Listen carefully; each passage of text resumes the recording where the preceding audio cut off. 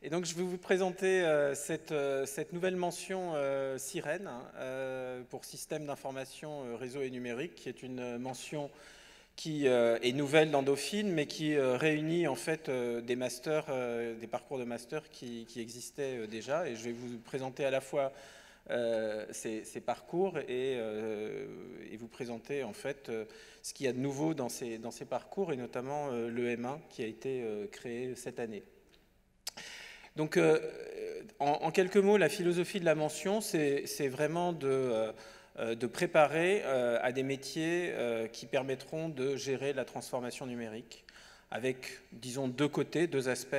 Un aspect qui est plutôt centré sur la gestion des systèmes d'information, et un autre aspect qui est plutôt centré sur les usages, les transformations organisationnelles et marketing liées aux nouveaux usages. Alors bien sûr, dans les deux aspects, on traite de la transformation numérique, et dans les deux aspects, en fait, on traite à la fois des aspects techniques et des aspects économiques et managériaux. In fine, les gens qu'on forme, c'est des gens qui sont appelés à être soit des maîtres d'ouvrage, soit des maîtres d'œuvre. Alors je ne sais pas si vous connaissez la différence entre maître d'ouvrage et maître d'œuvre. Disons, les maîtres d'œuvre, c'est ceux qui fabriquent les systèmes, qui fabriquent les transformations, et les maîtres d'ouvrage, c'est ceux qui pilotent, ceux qui fabriquent en quelque sorte. C'est le côté client, et le maître d'œuvre, c'est le côté constructeur. Donc on forme des managers qui vont être les maîtres d'œuvre ou les maîtres d'ouvrage de la transformation numérique dans les organisations. Quand on parle des organisations, on parle à la fois des organisations publiques et des organisations privées, donc on parle bien entendu des entreprises, mais on parle aussi beaucoup du secteur public. Le secteur public est important, il y a une double dimension. D'une part, le secteur public, c'est un ensemble de très grandes organisations qui se transforment aujourd'hui autour du numérique. Mais par ailleurs, en fait, comme vous le savez, tout le numérique pose des problèmes de régulation, des problèmes de pilotage de la transformation numérique. Et donc, on a besoin de comprendre les enjeux de la transformation numérique pour construire les cadres institutionnels, les cadres réglementaires, etc., qui permettent de la mener à bien en tenant compte des questions de cohésion sociale, des questions de développement soutenable, etc., etc. Une autre caractéristique de ce master, c'est que on le fait en interaction avec des parties de Dauphine et de PSL, mais aussi au-delà, donc des établissements d'enseignement supérieur et des équipes de recherche qui sont plutôt tournées sur les maths info, disons, sur le big data, sur les systèmes d'information. Et puis d'un autre côté, on a l'économie, le management, etc.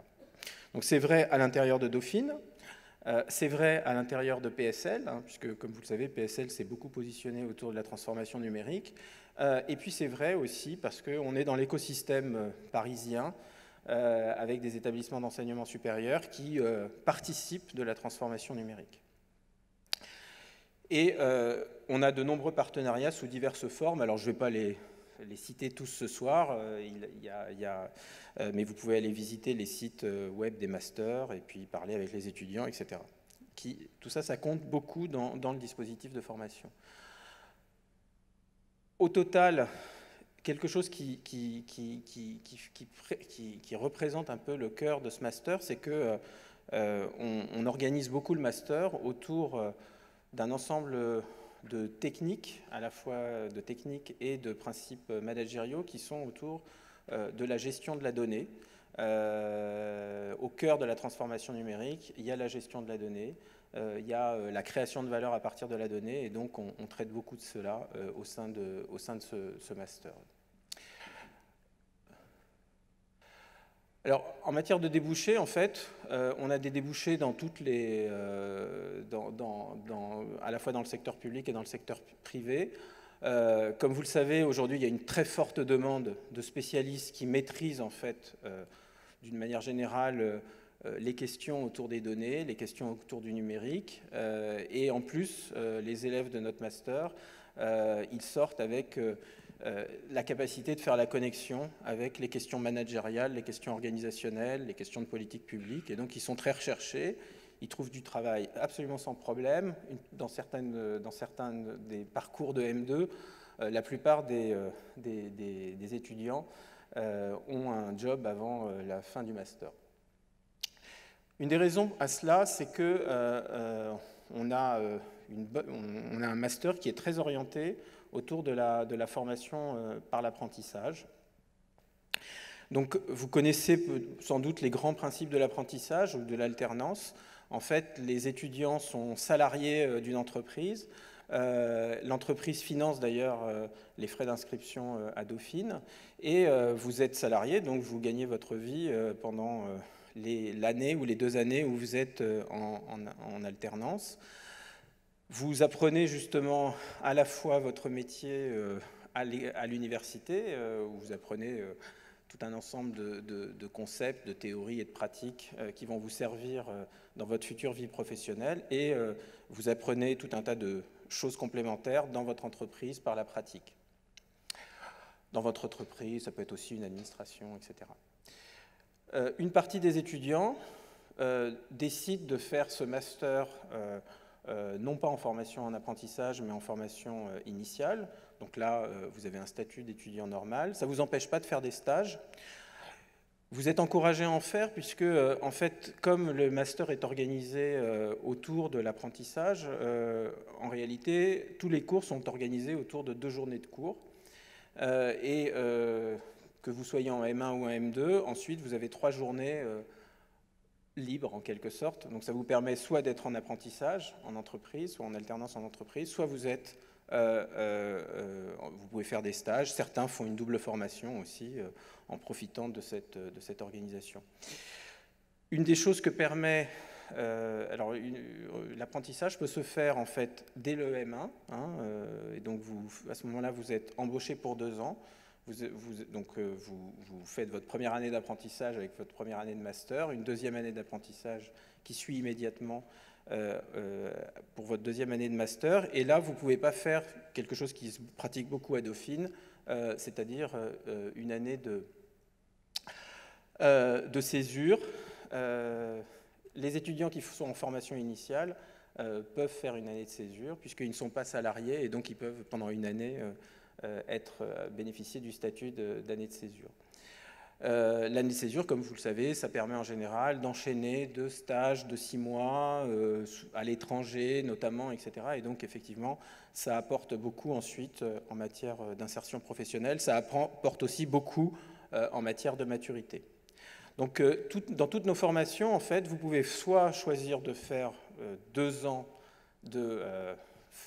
d'apprentissage, de formation en alternance, soit de faire une première année en formation initiale et une deuxième année en formation en alternance, soit les 2 années en formation initiale. Alors, dans ce master, on a mis l'accent, dans le cadre du M1, sur une introduction assez solide, une formation assez solide en sciences des données, puisqu'il est absolument primordial de comprendre les sciences des données, de les pratiquer un petit peu. Alors, on ne veut pas vous transformer en data scientist. En revanche, on veut que vous soyez capable de comprendre ce que sont les data sciences, la manière dont on traite les données. Et c'est absolument indispensable ex post pour précisément travailler dans des projets où le cœur du métier, en fait, c'est d'analyser la donnée, de la traiter, etc., pour créer de la valeur. Ensuite, on a 2 parcours qui sont plutôt orientés autour de la gestion, du management des systèmes d'information. Un parcours qui est plutôt orienté, j'y reviendrai plus tard, en M1 autour de la gestion des systèmes logistiques, et un dernier parcours qui est orienté autour de la compréhension et de la maîtrise de la transformation numérique. Ces parcours, en fait, en M1, vous faites le choix d'un de ces 3 parcours. Tout le monde a le tronc commun. Et ça correspond, en fait, ce choix, il est fait en fonction des parcours de M2 que vous allez suivre. Alors, notre master, il est organisé autour de 5 parcours de M2 que je vais rapidement décrire.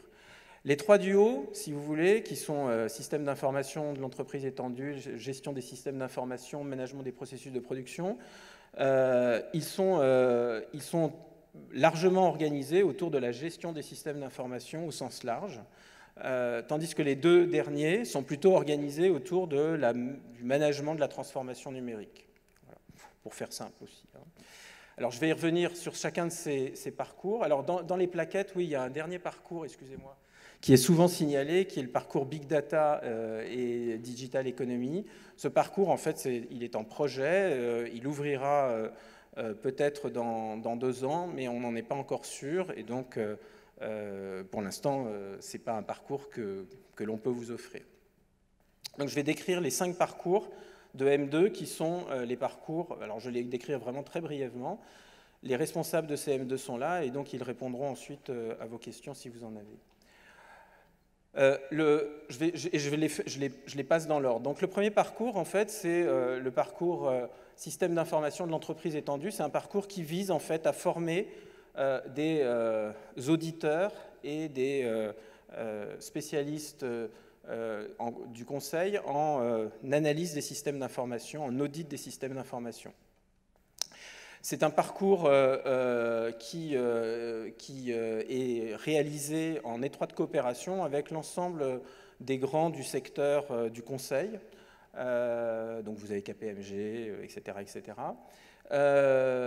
et qui participent à la fois au pilotage du master, au corps enseignant, et qui sont aussi ceux qui reçoivent très largement les étudiants en apprentissage. C'est un parcours aussi qui est suivi en M2 par un ensemble d'étudiants qui sont en formation continue. Mais il peut se faire aussi en FI. On a un deuxième parcours qui est le parcours GSI, gestion des systèmes d'information.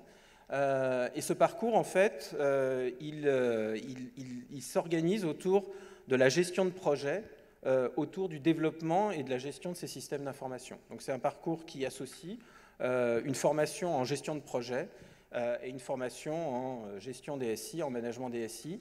Là aussi, c'est un parcours très fortement ancré dans un milieu professionnel très stable, qui assure à la fois beaucoup de débouchés beaucoup de débouchés pour les apprentis, les alternants, qui trouvent assez facilement des stages, et ensuite des débouchés professionnels, à la fois dans le conseil, dans l'industrie, dans les services. Ensuite, on a un parcours... non, il en manque un. On a un parcours qui est le management des processus de production de biens et services, MPPBS.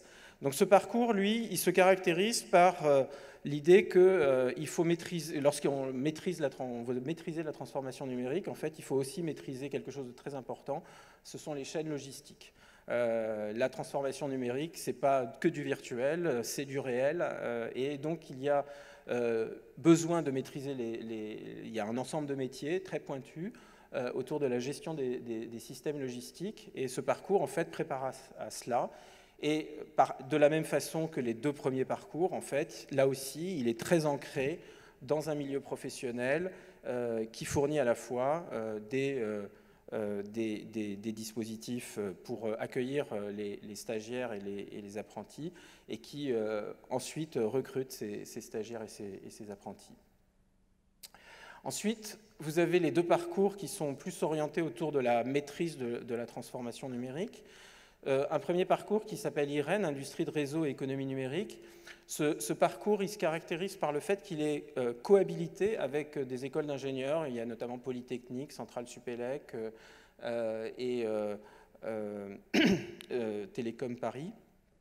Et en fait, ce parcours, il associe des étudiants qui ont une formation plutôt d'ingénieurs avec des étudiants qui ont plutôt une formation en management et en économie. Et l'idée, c'est de former des cadres qui vont assurer la transformation numérique. des entreprises, grosso modo dans les industries de réseau, dans les télécoms, dans le transport, dans la distribution, etc., etc. Donc dans les industries où les effets de réseau sont importants. Pas uniquement quand il y a des réseaux physiques, donc il y a aussi beaucoup de gens qui vont dans la banque. Une autre caractéristique de ce parcours, c'est qu'il est aussi mené très étroitement en collaboration avec les pouvoirs publics, puisque ces secteurs de réseau, en fait, sont très fortement régulés. Et donc, dans les pouvoirs publics, en fait, il y a toute une recherche de compréhension de la manière dont la régulation doit évoluer avec la transformation numérique. Et une bonne partie de nos alumni, ils sont aussi dans le secteur public, dans les autorités de régulation, par exemple, ou au ministère de l'économie et des finances, pour réfléchir à la transformation numérique. C'est une caractéristique qu'on retrouve dans le dernier parcours, qui est le parcours management des télécoms et des médias. C'est un parcours qui est centré autour de la transformation des industries de la communication et des industries des médias. Comme vous le savez, ce sont des secteurs fortement impactés par la transformation numérique. Et ces secteurs sont aussi des secteurs très régulés. Et donc là aussi, il y a une forte interaction entre le monde des affaires, d'un côté, et le monde de la décision publique. Donc c'est un parcours qui est marqué par cela. C'est un parcours aussi qui est très étroitement lié à l'écosystème français des industries de la com et des médias, qu'il s'agisse d'Havas, de TF1, de Canal+, etc. Il y a beaucoup d'alumni de ce parcours qui sont cadres dans ces entreprises. Et là aussi, c'est un parcours, cet échange avec le milieu professionnel est un échange qui permet d'assurer de la formation et des débouchés. Alors, comment on accède au master Sirène? Eh bien, de manière très simple. Il faut valider une L3 et ensuite faire acte de candidature sur e-candidat. En fait, ce qui est déterminant, c'est évidemment la qualité du dossier et c'est l'entretien. Donc, en M1, quand vous allez faire acte de candidature en M1, vous allez choisir un des parcours de M2 que vous voudriez faire. Et le jury de sélection en M1 sera calé sur le choix que vous avez fait.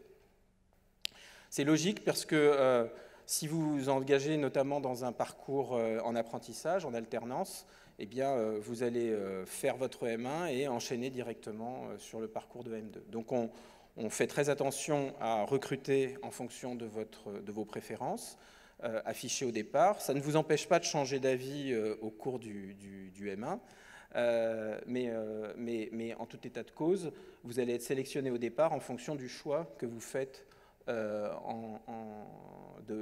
choix de M2 que vous faites préalablement au M1. Ça va aussi déterminer vos majeurs au cours du M1. En M2, en fait, vous pouvez rejoindre le master, enfin les étudiants peuvent rejoindre le master à partir d'un autre M1 que celui de Sirène. Évidemment, comme on a des effectifs un peu cylindrés, c'est plus difficile de rejoindre, alors ça dépend des cas, ça dépend des parcours, parfois c'est plus difficile de rejoindre le M2 que le M1. À mesure que notre nouveau M1 se développe, ça deviendra de plus en plus difficile de rejoindre les M2 sans faire les M1. Cela étant, pour l'instant, on est dans une configuration, on a quand même beaucoup plus d'étudiants en M2 qu'en M1, et donc il y a des places disponibles en M2. Là aussi, ce qui est important, c'est la qualité du dossier, et j'insiste sur les preuves de motivation pour suivre ces formations.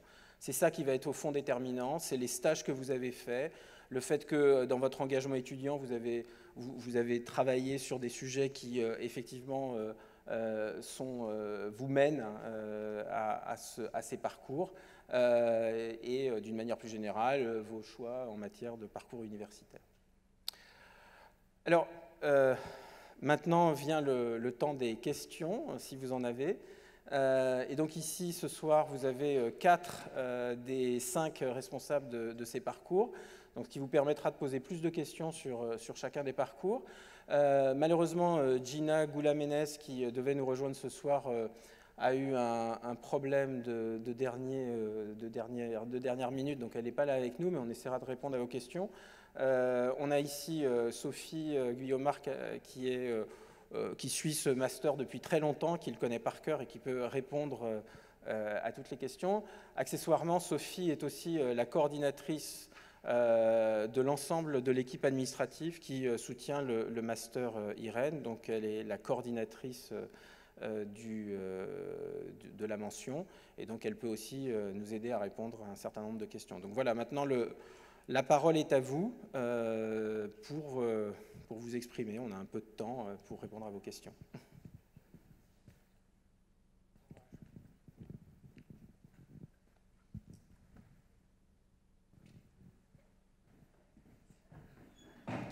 J'ai cru comprendre que si on faisait la formation initiale, il y avait 3 jours où on n'avait pas cours, contrairement aux alternances, enfin, qui eux sont en entreprise.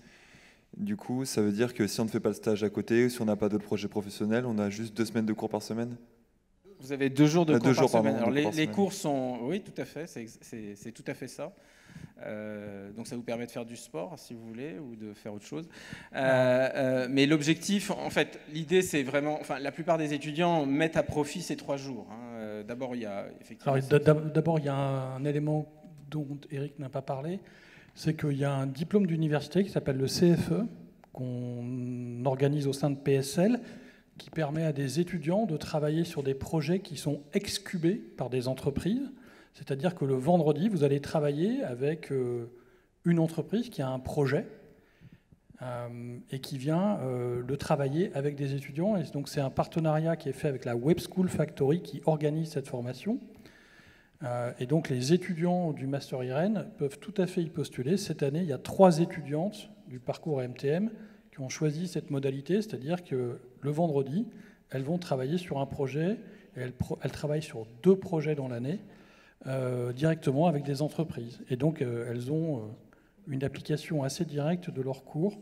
Et donc ça vous donne un DU, un diplôme d'université. Et donc, vous pouvez le faire à côté. Et puis, vous pouvez aussi faire des stages alternés. Donc, vous n'êtes pas obligé de choisir la voie de l'apprentissage. Moi, j'ai plusieurs étudiants qui sont en stage alterné. C'est-à-dire que pendant les 3 jours, ils ne font pas de l'alternance, mais ils font un stage à côté. Donc ça, c'est une autre modalité possible. Donc en fait, il y a beaucoup de façons d'occuper ces 3 jours. Mais si je puis ajouter quelque chose, la question que vous avez posée ne se rapporte qu'à 2 parcours sur les 5. C'est uniquement IREN et MTM. Il y avait une question là après. Puisque les autres sont totalement en apprentissage. C'est ça la réponse. Moi, j'avais une question, mais du coup, vous y avez répondu, je crois. Quand j'avais cherché au début d'année pour le M2 MTM, j'avais vu qu'il n'était pas disponible en alternance sur le site de MyDauphine. Oui, le M2.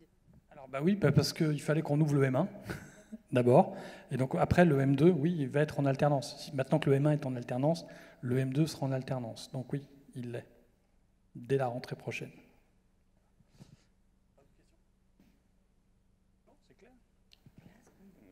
Ah, il y a une question là-bas. Non. Plus loin, au fond. Vous avez parlé de justification des motivations par les stages et ce qu'on a pu faire à côté de Dauphine. En partant du principe que, par exemple, on se découvre une vocation, mais on s'est confirmé dans une convocation où on n'a pas du tout fait de stage dedans ou qui se rapproche. Est-ce que les compétences qu'on a pu acquérir par des stages qui peuvent du coup être similaires à ce qu'on aurait pu acquérir par d'autres stages similaires pourraient compter et ne seraient pas, par exemple, est-ce qu'on ne serait pas désavantagé par rapport aux autres ? Bien entendu, c'est pour ça qu'on fait des entretiens, c'est-à-dire chaque parcours est spécifique. Il y a des gens qui veulent devenir pompiers dès l'âge de 3 ans et qui font des stages de pompiers dès l'âge de 6 ans. Et puis il y a des gens qui découvrent que la communication, c'est formidable à 24 ans avant d'intégrer un master. Donc forcément, les parcours sont particuliers et c'est pour ça qu'on fait des entretiens. Mais je vous invite évidemment à mettre en évidence dans votre lettre de candidature, dans votre dossier, les éléments qui justement peuvent nous convaincre de vous prendre dans cette formation. Voilà.